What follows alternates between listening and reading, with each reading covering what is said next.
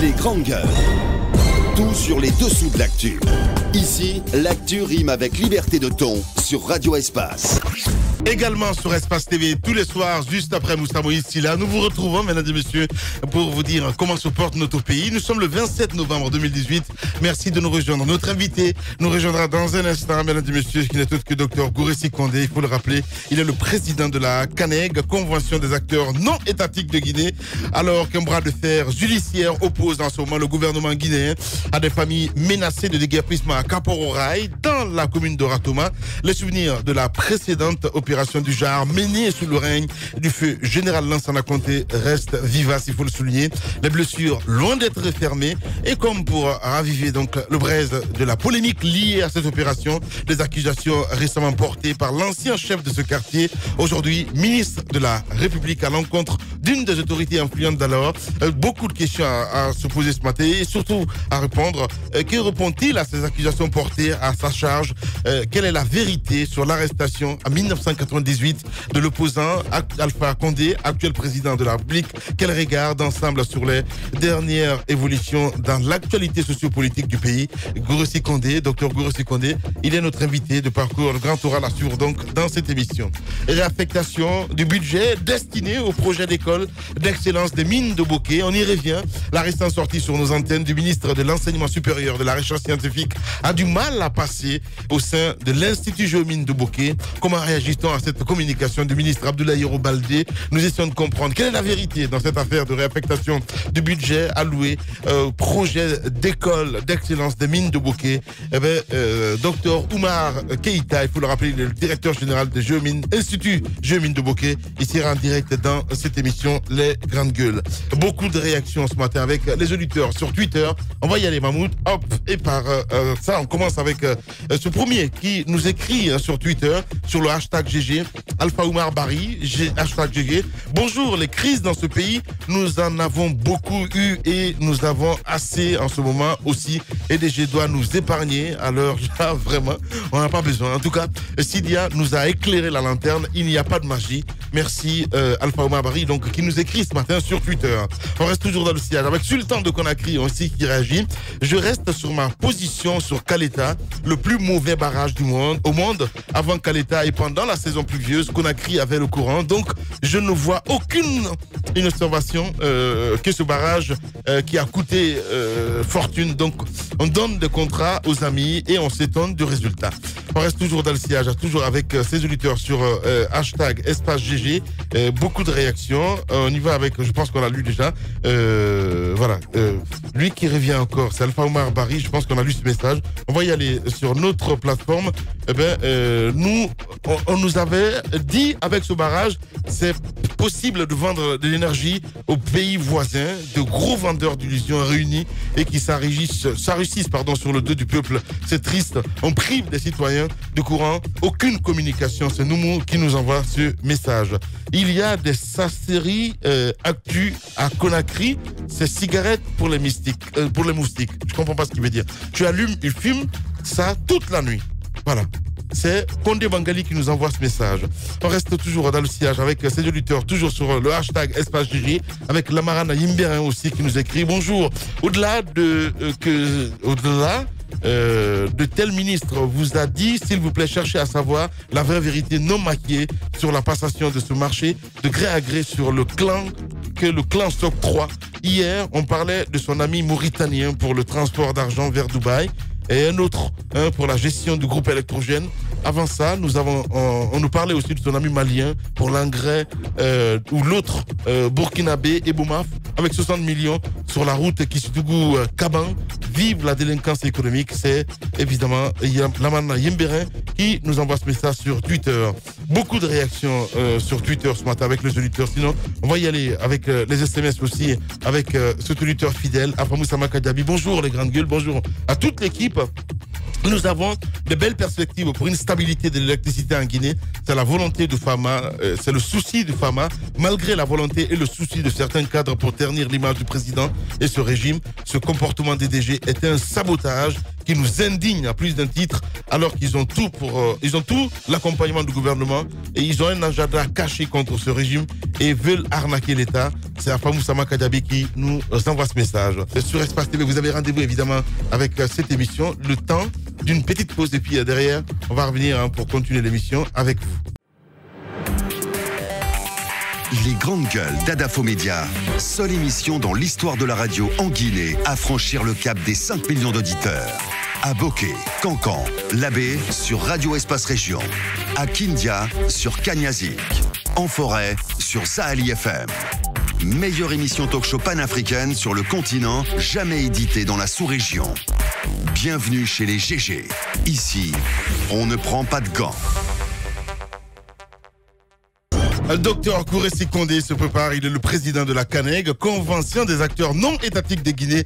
Avec lui, nous allons questionner l'histoire ce matin sur Radio Espace. Et puis, il y a des surprises à venir, vous allez comprendre. On a écouté le président Sidya Touré ce matin, mon cher Moussa Moïsila. Je pense qu'il a donné son point de vue sur ce qui a bien pu marcher en son temps. Ouais. Certaines critiques le disent bien. Conakry à l'époque n'avait pas cette population que la capitale qu'on a aujourd'hui. Ouais. Bah, ce sont des arguments qu'on ne peut pas quand même balayer d'un revers de la main. Mais en même temps, je suis d'accord avec ceux qui estiment qu'aujourd'hui, nous avons les technologies les plus performantes en matière de fourniture en électricité, surtout dans le domaine thermique. On pouvait mieux faire. Ce qu'il faut vraiment mentionner, c'est que le président a exprimé sa volonté d'en finir avec ce problème sempiternel lié à l'électricité. Ça, au moins, il faut reconnaître qu'il y a eu cette volonté politique. Maintenant, dans la méthodologie, dans les mécanismes pour atteindre cet objectif-là, c'est là où je pense qu'il a péché. Voilà, les contrats de la manière dont ils ont été donnés, et puis ces comités de suivi qui n'ont jamais travaillé pour contrôler réellement si ces entreprises étaient en train d'atteindre leurs objectifs, je pense que c'est là où il a véritablement péché. En même temps, il va falloir aussi ne pas faire la communication qui a été celle de Kaleta sur Swapiti. Il faudrait qu'on soit véridique vis-à-vis du peuple, qu'on puisse dire ce qui est possible, ce qui sera fait, ne pas promettre terre et ciel alors qu'on ne sera pas capable d'atteindre le sommet d'une colline. Ouais, bien dit. Je crois que l'objectif, c'est pas de dire que rien n'a été fait dans le domaine de l'électricité, ce serait mentir. Il y a eu beaucoup d'efforts qui ont été fournis et je pense que la question de la fourniture d'électricité est une question qui a été améliorée dans notre pays. Les faits parlent, mais ce qu'on est en train de relever... Comment c'est amélioré, Roby? Oui, mais c'est amélioré. Non, si. Mais non. Ouais, mais écoutez...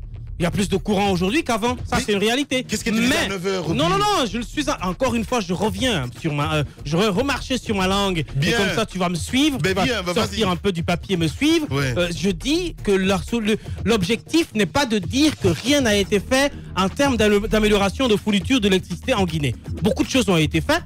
Mais leur question, c'est de savoir pourquoi on n'arrive pas à un résultat comme les autres le font. C'est-à-dire que on aurait pu mieux faire que ce qui est fait aujourd'hui. L'objectif de la critique, c'est d'amener EDG, Veolia, l'État et tout ça à atteindre un objectif beaucoup plus conséquent que l'objectif atteint maintenant. C'est-à-dire que ce à quoi on assiste, les délestages, les facturations fantaisistes, etc., ce logiciel tonnerre qui finalement est un problème dans le calcul des recettes, etc., la fourniture des compteurs, etc., on peut les améliorer en faisant le diagnostic, en sortant les résultats des audits et les audits économiques et les audits techniques sur le terrain. Je pense que ça peut être fait. On peut améliorer la fourniture d'électricité. On peut pallier au délestage. On peut arrêter de parler de périodes d'étiage.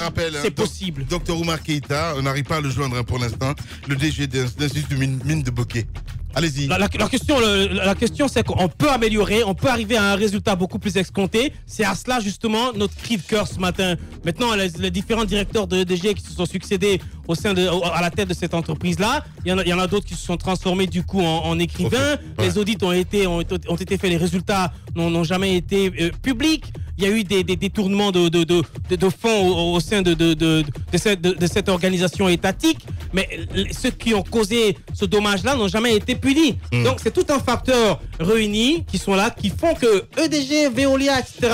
n'évoluent pas. Je pense que si des mesures beaucoup plus drastiques, si des mesures beaucoup plus idoines, si le président avait mis l'accélérateur sur une justice qui mettrait ceux qui ont détourné les fonds au sein de EDG devant les faits, etc., je pense qu'on aurait amélioré un peu les conditions de travail et les conditions de fourniture.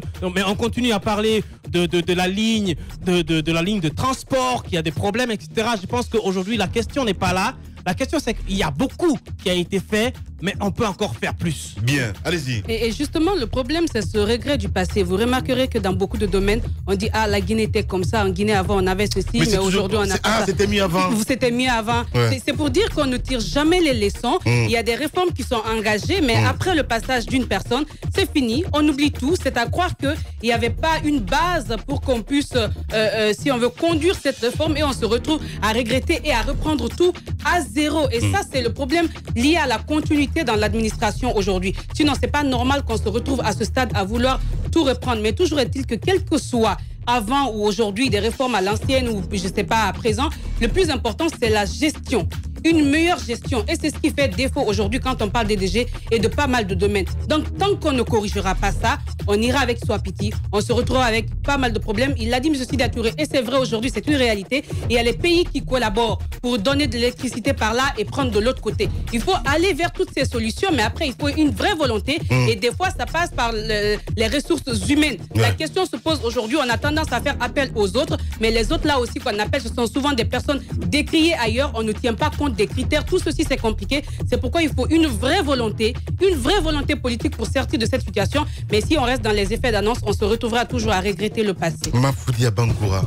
Alors, côté commercial, des performances de plus de 65% de majoration de retour en termes de production de services. On passe par exemple de 500 milliards en 2015 à plus de 900 milliards en 2018. Les coupures ont cessé de 31%. C'est quelque chose. Des villes comme Mandiana, comme Cancan ont vu de nouvelles centrales. Beaucoup d'autres villes, certaines ont vu leur fourniture améliorée. Mais le constat que j'en fais, deux choses très très rapidement. Premièrement, c'est que le besoin sur le terrain est beaucoup, mais de loin plus grand que les performances, les capacités qui ont été mises à disposition jusque-là. De l'autre côté, et là il faut véritablement le mettre, il faut véritablement le dire. Au terme de 2019, la gestion va revenir aux Guinéens. À partir de 2019, fin 2019, donc à partir de 2020, la gestion revient aux Guinéens. Est-ce que nous sommes suffisamment prêts? Ça, c'est la question que là, je ça craint. Je crois pas. Ouais. Je crois pas. Je crois pas absolument que nous soyons suffisamment prêts quand on sait que on aurait pu s'attendre, c'est même au terme de ce contrat avec Veolia, je pense qu'on aurait pu maintenant là s'attendre à un résultat beaucoup plus escompté. Mais à l'allure à laquelle nous sommes, je crois que ça craint. Je pense qu'on sera obligé de rallonger le contrat ou de prendre d'autres opérateurs. Ah ouais, pourquoi pas. Allez, et cette réaction de Laye Junior Condé, le mentor évidemment de Alpha Moussa Makadabi, Ben Roubi, t'as eu de la chance d'avoir le courant jusqu'à 2h du matin, 4h du matin, 4 heures de clim. Moi, je ne l'ai pas trouvé à la maison. Il était parti quand j'écrivais. J'ai dû ouvrir les fenêtres en bravant les mosquitos. Voilà, c'est Laye Junior Condé qui nous envoie ce message ce matin. Vous verrez, après Alpha Condé, les barrages vont être bouchés. C'est la Guinée, vous verrez. Politiciens véreux, fonctionnaires corrompus, promoteurs immobiliers voyous, justice passive. La Guinée devient-elle mafieuse? Les grandes gueules d'Adafo Média ne lavent pas plus blanc, mais vous permettent de défendre votre pays en vous informant. Avec les grandes gueules d'Adafo Média, dénoncez les turpitudes, nous garantissons le secret des sources. Envoyez vos documents à espacefmguinée.info, rubrique Contact. Les grandes gueules d'Adafo Média ou le socle de la liberté d'expression en Guinée.